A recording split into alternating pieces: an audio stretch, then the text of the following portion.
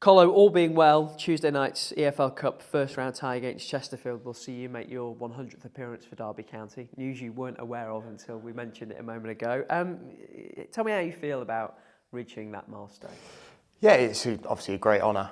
To get 100 appearances for any club is obviously a fantastic achievement, and especially for this club, the size of the club and the history it's got. Then to get 100 appearances is obviously going to be fantastic. So if I am selected to play tomorrow, then it'll be a massive honour for me, and one that I've thoroughly enjoyed, and hopefully a lot more.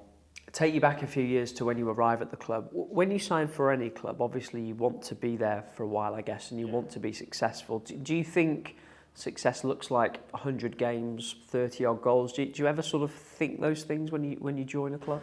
You never know what's going to happen in football, especially when I signed here and under Rosie, and then a few weeks later he obviously leaves.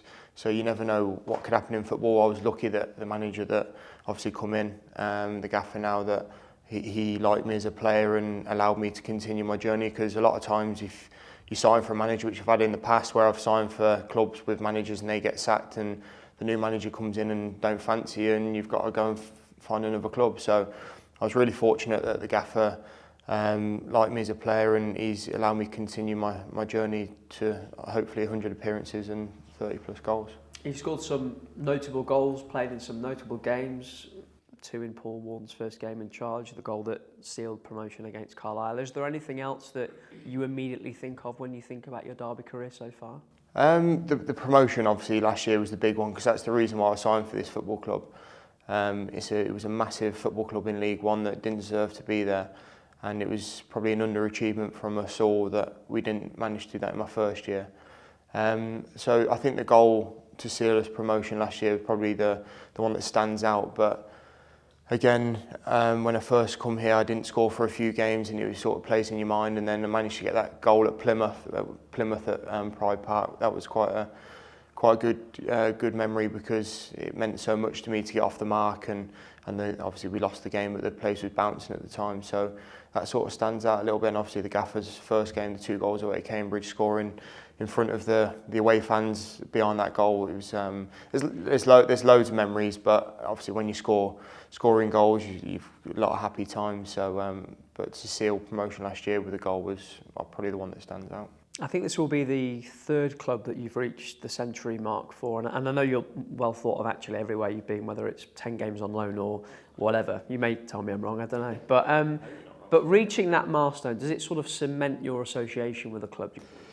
You probably could say that. I think when you have success with that club as well, so I think Luton, obviously I'm over 100 games there, but 2 promotions, so you sort of, I think the longer you're there, you're part of the furniture, and especially if you're a club that wants to achieve things like this club is, probably makes a better achievement really, because you sustain your place there and you get success as well. So I'll probably say, yeah, if you get to 100 games for any club, it's a massive achievement.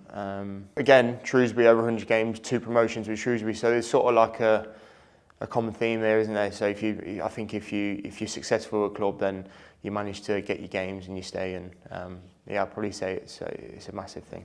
You mentioned promotion a couple of times. Won promotion last season, back in the Championship now. Fair to say Friday wasn't the start that you were all hoping for? No, I agree with you. And we were confident going into the game as well. We'd watched Blackburn quite a lot. We'd set up all week and how we were going to play.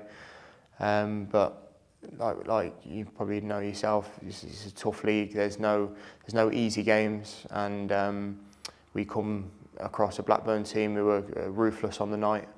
I think the middle part of the game, I thought we were the better side.